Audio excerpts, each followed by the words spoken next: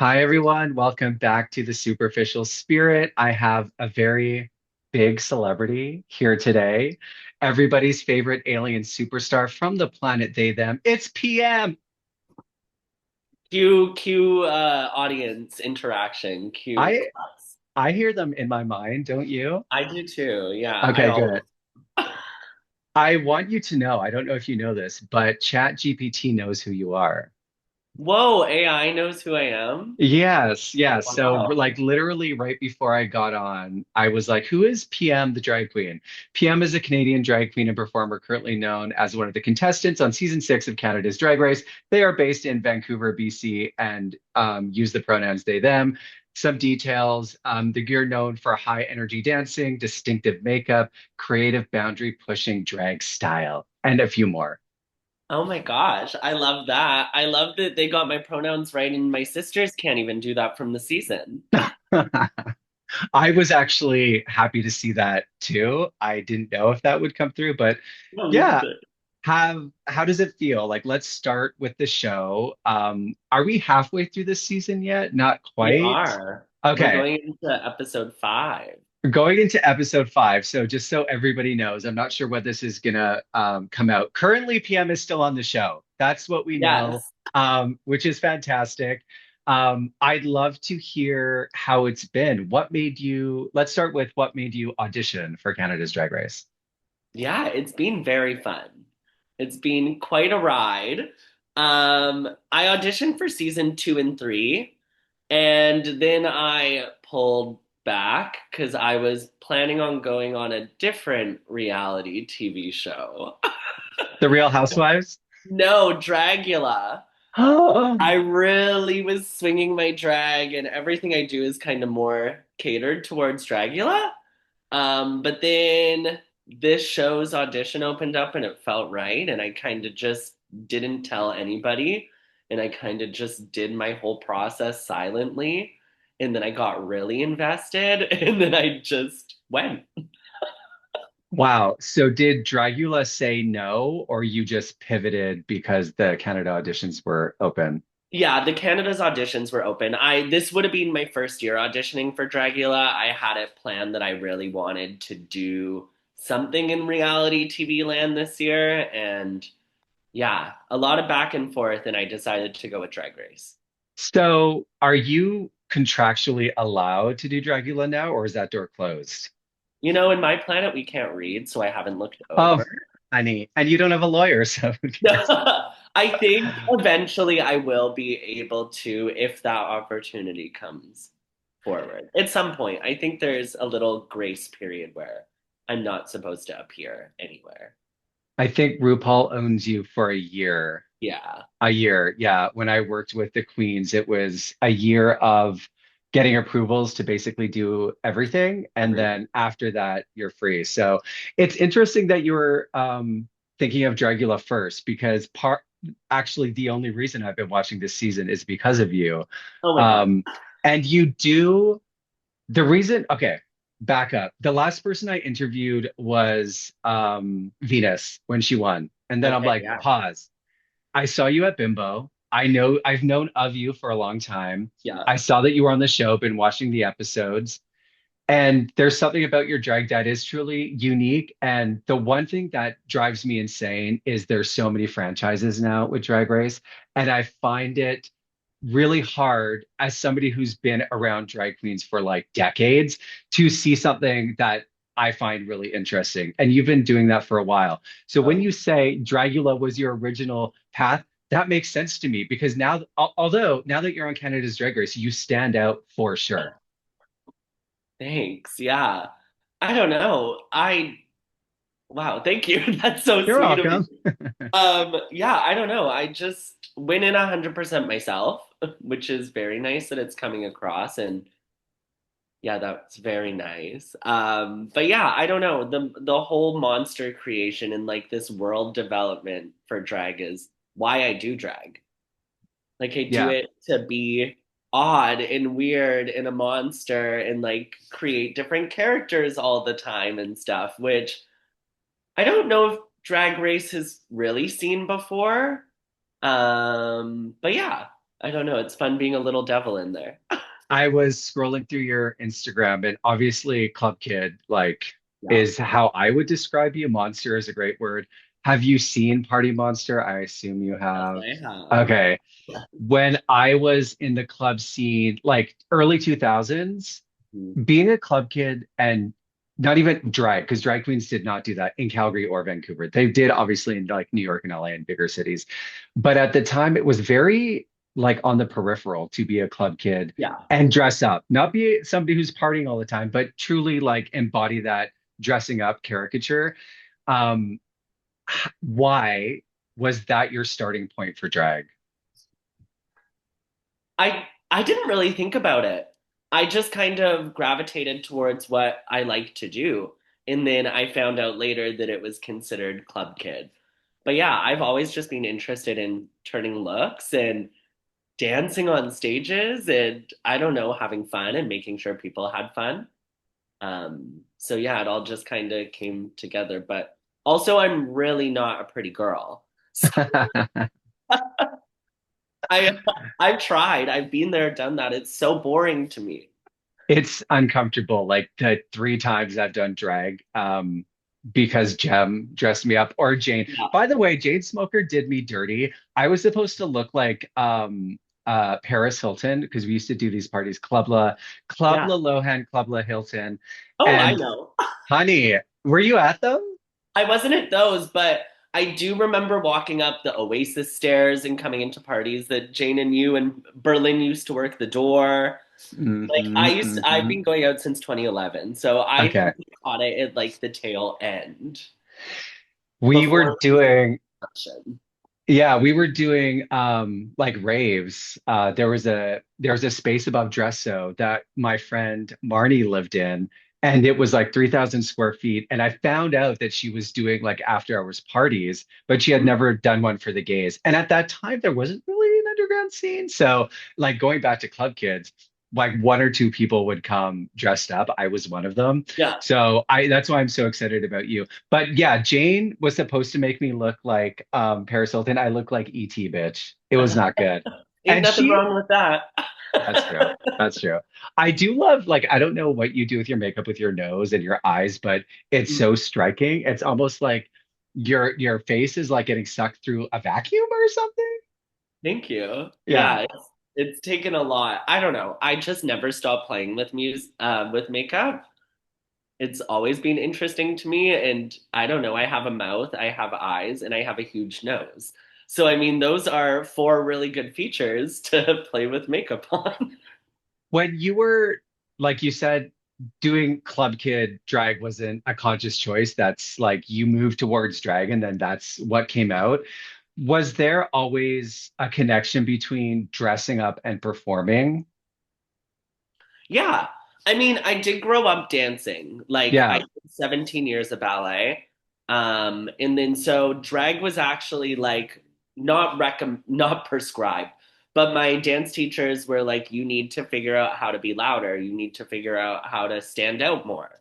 So my friend at the time just like was dabbling themselves and they're like, why don't we do this? Why don't you try it out? And then I did, and I just kind of got the itch, and I just never stopped playing. I know the like performing bug is addicting. For me, I just wanted to be famous. That's what like drew me to the club. And then I performed like that led to me performing. Did Yeah. you also want to be famous? Like, I want to be a star. Was that the motivating factor?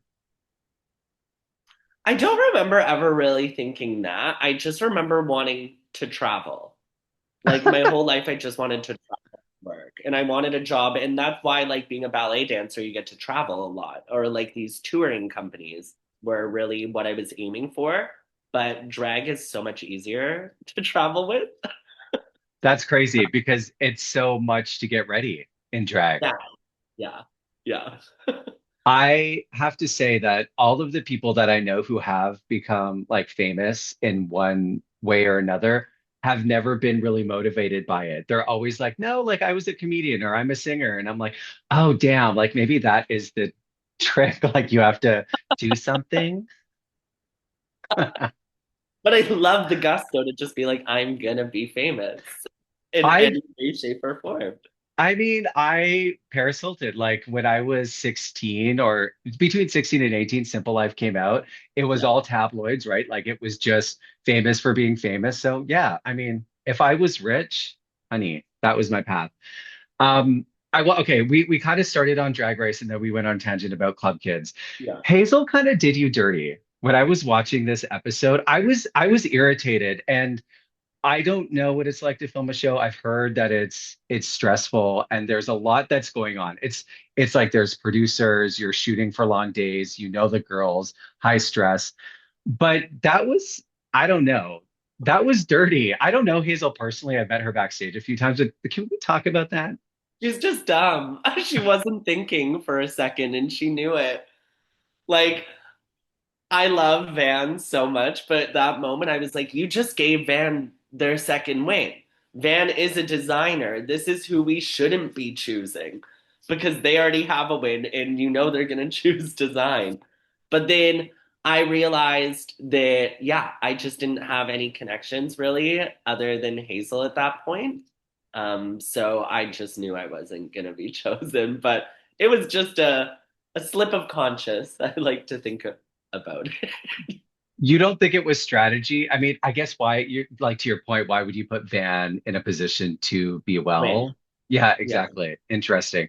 But in the workroom in last episode, you did come for her and you were pretty spicy. And I don't know, you have to confirm this, but in your eyes, I'm like, she's looking at Hazel and it's real. It didn't feel like a moment on reality TV that they were producing. How were you feeling in that moment? Um, on stage or when we were Well, yelling at each other? yelling. Okay, well, I've always wanted to go on reality TV and fight someone. And I like was like, "Oh, this is your moment. You have to take it."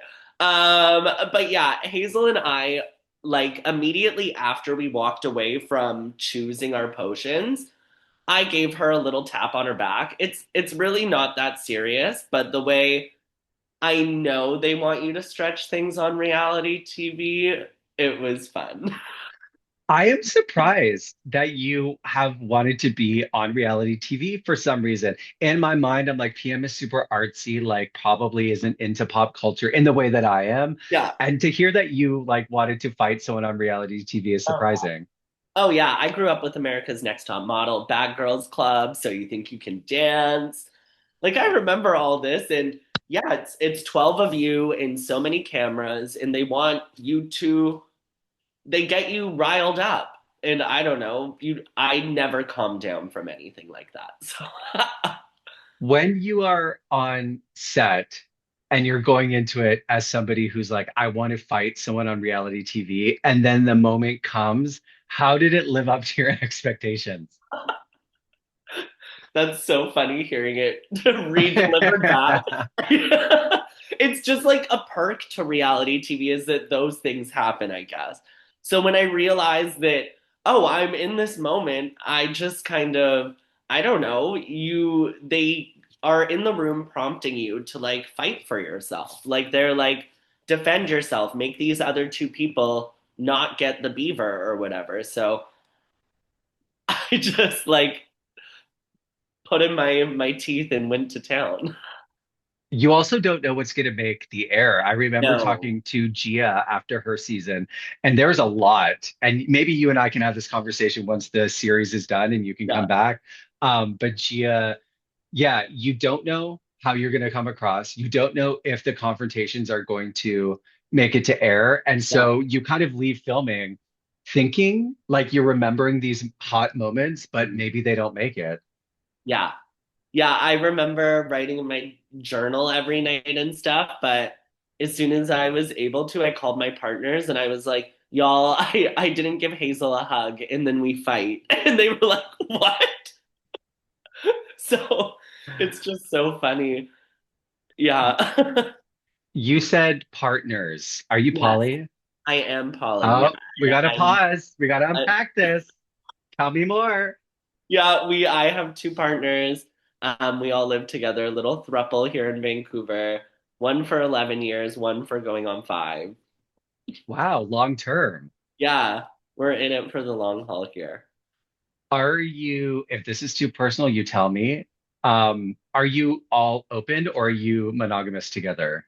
So we all are a throuple together, and then we see other people and sleep with other people, but we aren't looking for any more people. Our polycule is closed to three. Okay, okay. One of the things that I wanted to talk to you about was like club culture for sure, but also hookup culture and sex culture because I feel like listen, I just turned 40. So there is a gap, but I feel like queers are in this new age of like liberation. And I don't know if it's connected to prep for gay men and there's less fear about just going for it. But it seems like, yeah, there's like a renaissance of like slut culture Mm. and polyamory. Like for the first time in my whole life, I have multiple friends that are in poly relationships or couples who are in open relationships that are now they have boyfriends. And I'm in an open relationship, which I never thought I would be. So what, talk to me about your assessment right now of like hookup culture, slut culture, queer sex. Tell me what your take is on Yeah, I think everybody's just horny right now. I it. also think the pandemic had a big thing to do with it. Like we went through this time of not being able to connect or not being able to like be physical with people or we shouldn't have been physical with people.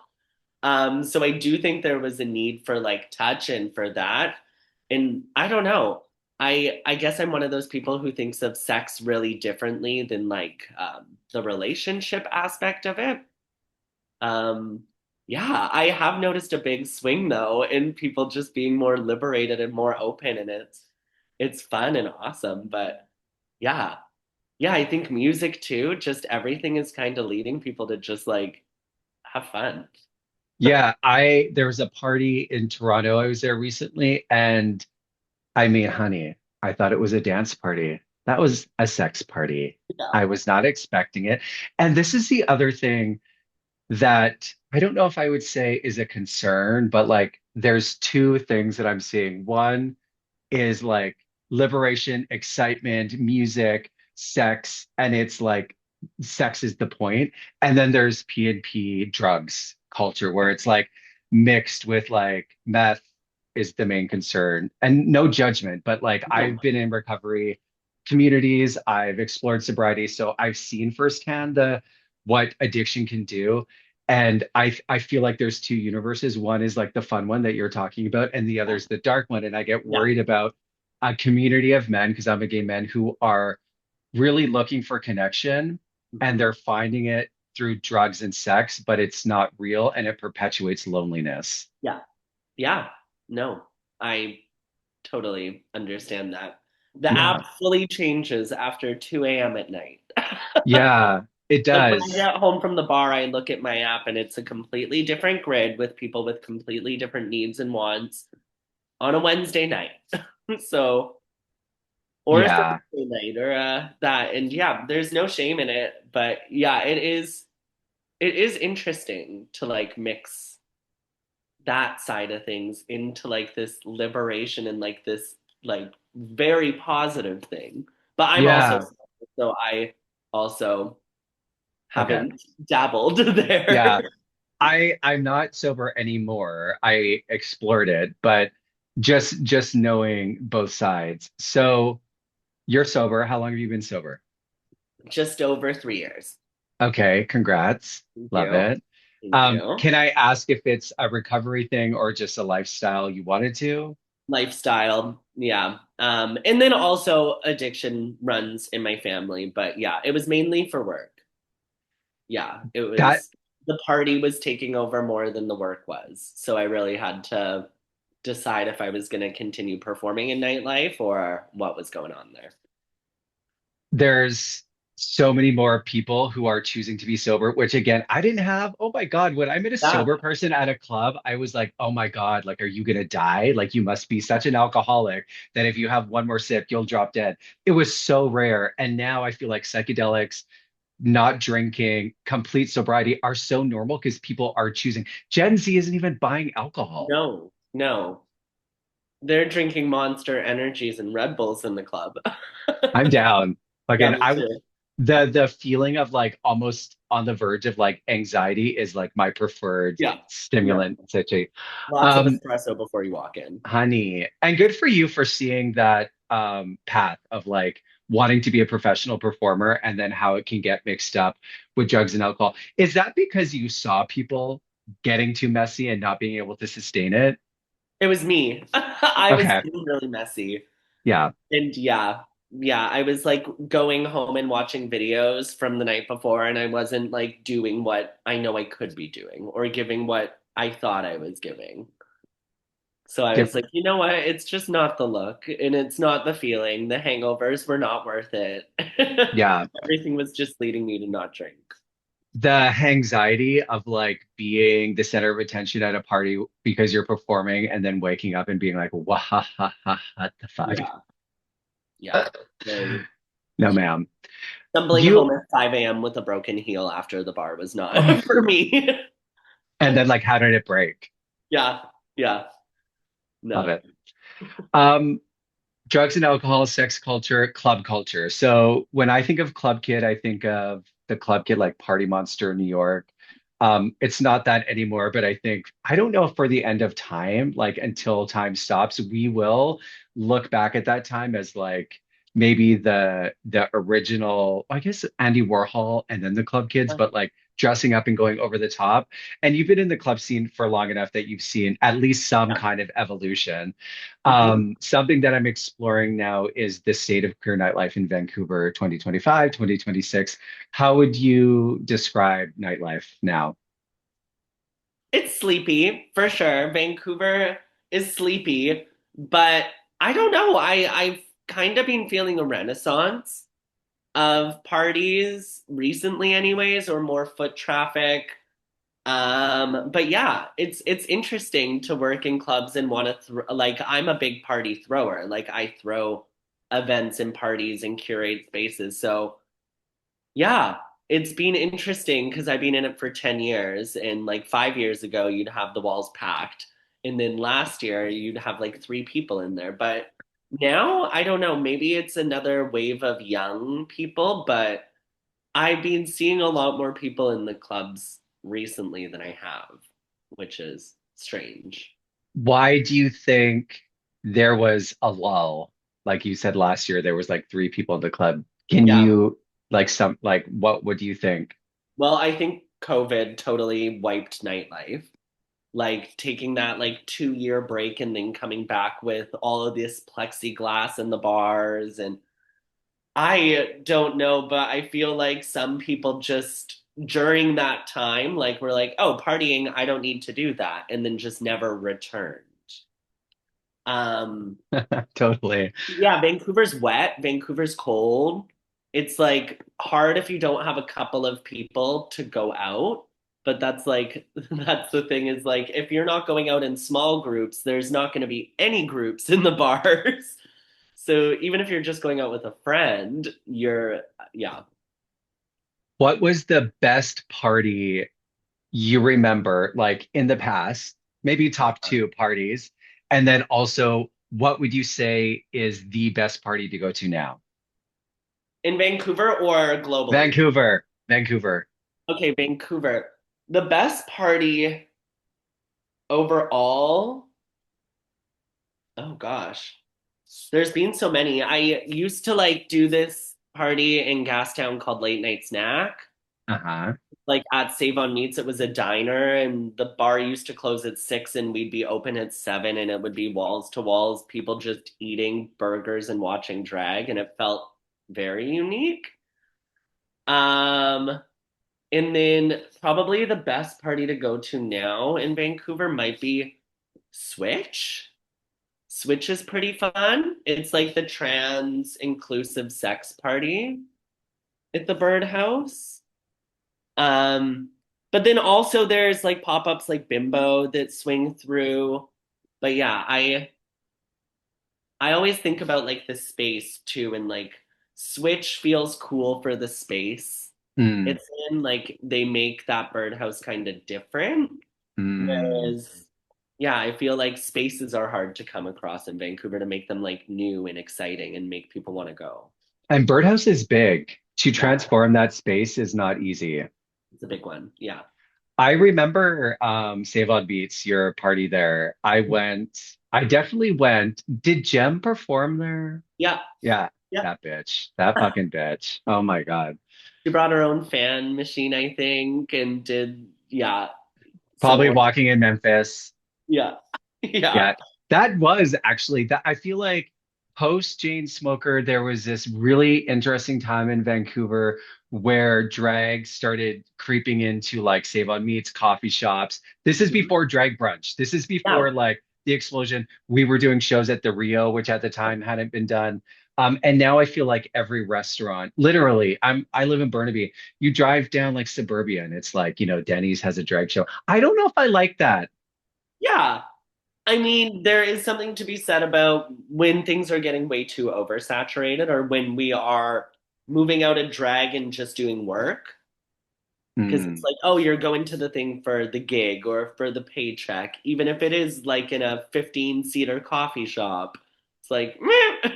Yeah, I It's want great to. you're Yeah, having it because it it's is. money, but I know, it is. I, there is like, how do I say this? Being around drag for so long and also being 40, I'm at the age now where I'm like, when I was young, it was like this. And it is, everybody's gonna get old and everybody's gonna say that at some point. But what do you think about like the commodification of drag? And you're on Drag Race, so it's a great platform. It opens doors. It's so exciting. It's great TV. There's so many pros to it. But talk to me about the other side, capitalistic side, commodification, Denny's doing drag, even though Denny's doesn't have a drag show. But you know what I mean. Talk to me about that. yeah, I guess it, I mean, drag for me was cool when it was, I don't want to say accessible, but like I feel like everybody can do drag now. Everybody wants to do drag, which kind of takes away from like what drag was like a last, not really a last resort.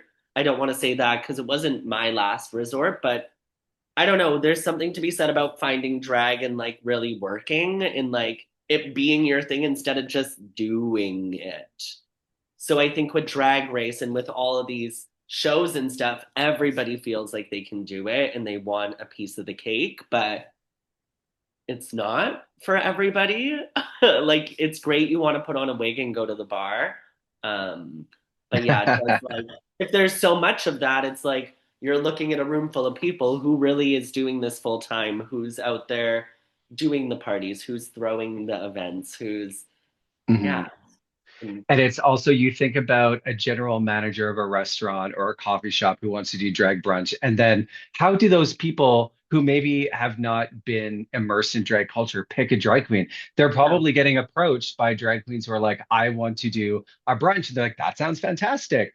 They don't know, are you good? Do yeah, you have a following? Like, there's so many variables that you and I would think of when we were going to do a party when I did.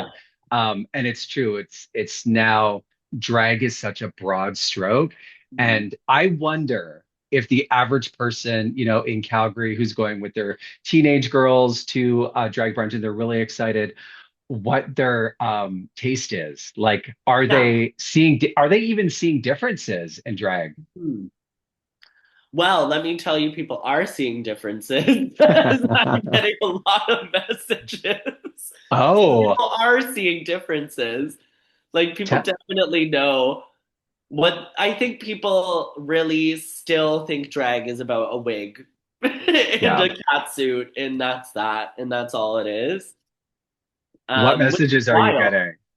Huh? What messages are you getting? Oh, just people being like, you're not doing drag. You know that, right? Like, what you do Oh isn't my drag. God. What, like, you need to be cinched. You need to wear a wig. You need to be X, Y, Z. And I'm like, oh, that's the exact opposite of what drag is actually. And you're really proving Yeah. that, that I'm you're gonna glad that they're saying that to you because it's a compliment. And again, you're this. standing out. So yeah, you keep being weird, honey. Whenever people Uh, are like, you shouldn't be on the show because you're not a woman, I'm like, oh, you know I'm not a woman. Yeah.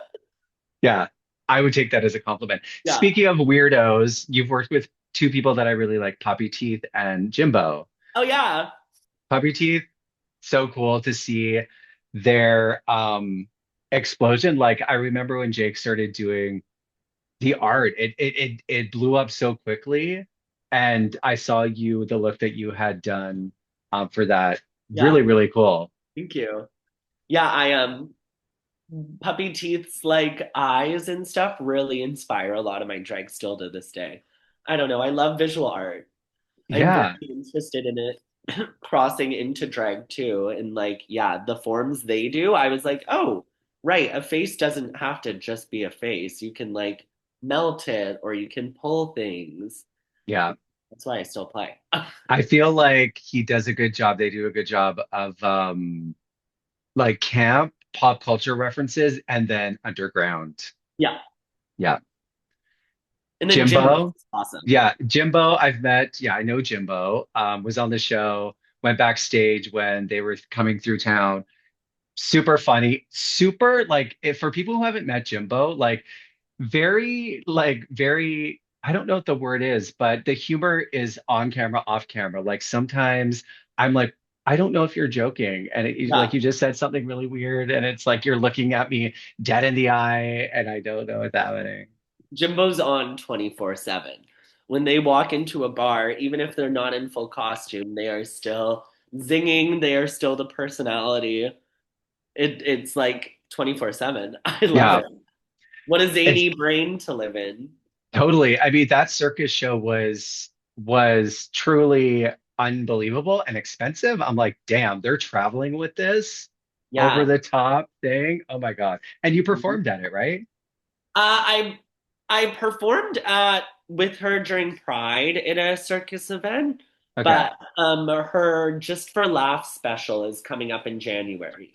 I So didn't know I'm that. opening for that. Yeah, Oh my God. which is That's such exciting. a good for you. Is it filmed? Like, have you already done it? No, it'll be at the Vogue. Hmm. Good job. Thank That's you. so But exciting. What a yeah, I great gig. really love Jimbo. And also I'm like, oh, she's from the island. I'm from the Hmm. island. Maybe Yeah. something weird happens on the island. There is something about you Something in the too. So water. yeah, you keep going down that path. I think it will be really, really good. Your first song that I found on Instagram that you performed was Dr. Jones at 1181 Aqua. Yeah, first Okay. ever ever. Great song choice. Aqua, iconic, bubblegum pop. Your Hmm. drag has definitely I mean, obviously it's changed. That was your Yeah. first performance. I'm curious about your relationship with pop culture when it comes to pop stars. Like I'm a Britney gay, I'm a Y2K gay. Do you Yeah. have a diva that is sort of your true north? My true north. I switch every so often, but I've always come back to Madonna. Madonna Wow. has been my girl. It was like childhood for me. It was Madonna and AC/DC in my house, but I didn't really love the AC/DC of it all. But Wow. yeah, Madonna and but like early Madonna. I don't love where she went post 2010, Yeah, but like 90s Madonna, Lucky Star Madonna, Holiday, all of that was like that is borderline. very good and also like sounded great. You're surprising me again. I wasn't expecting Madonna. I'm like, maybe like not Marilyn Manson, but I definitely thought something, Bitch, I'm a something. gay. I don't listen to Marilyn Manson. I don't know. I mean, listen, Dope Show was a good song, but Yeah. yeah, wasn't expecting Madonna. So that's That's good. another reason why I like was so torn between Dragula and Drag Races. Yes, visually I am very scary and like all, but like what I like to perform, like I love performing Kylie and Madonna and like Hmm. Dua Lipa sometimes. Like I can do the pop stuff and it's like I am very influenced by what's happening now. I like that. And I just like the juxtaposition of looking really ugly but making people think differently when they see you flipping to tension by Kylie Minogue. It's really a relief to hear that one, you love reality TV, and one of your things was you want to fight people on TV, and also that you like Madonna because I think there's something still inside of me that assumes that um, even though all gay men do, generally. Like liking this superficial pop culture thing is like an eye roll for real artists. Yeah. You know what I mean? But so this is, I'm happy to find out that you are not a real artist, actually. Yeah. Madonna just Um, paved the way for like everyone. yeah, she Like, truly did. yeah, Yeah. her and Janet were really ahead of their time. And people said that Britney was like a clone of Madonna, but it was really Janet. Like if you look Yeah. at the dancing, it was Oh totally yeah. Janet coded. Yeah. Um, we only have a couple of minutes left. So first of all, thank you for coming on. Thank you for inspiring me to start interviewing people again Yeah, because thanks for I saw introducing. you at Bimbo, I saw you on the show, and now I have a whole bunch of interviews lined up. So I really, Thanks. it's great what you're doing. I really love seeing it.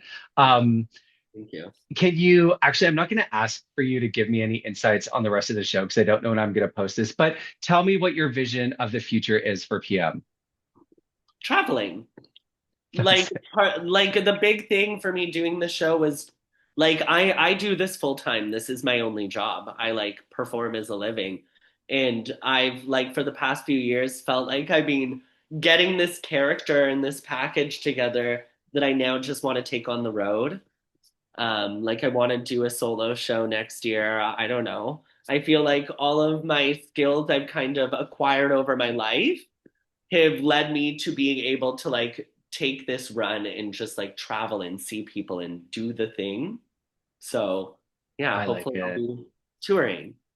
You're working with Tommy, right? Yes, they're my manager. Tommy will do you good. Tommy's really Yeah, good at getting people on the road and helping you with those opportunities. yeah, I look forward to seeing that. I'm sure your growing fan base is really excited to meet you across Canada and beyond.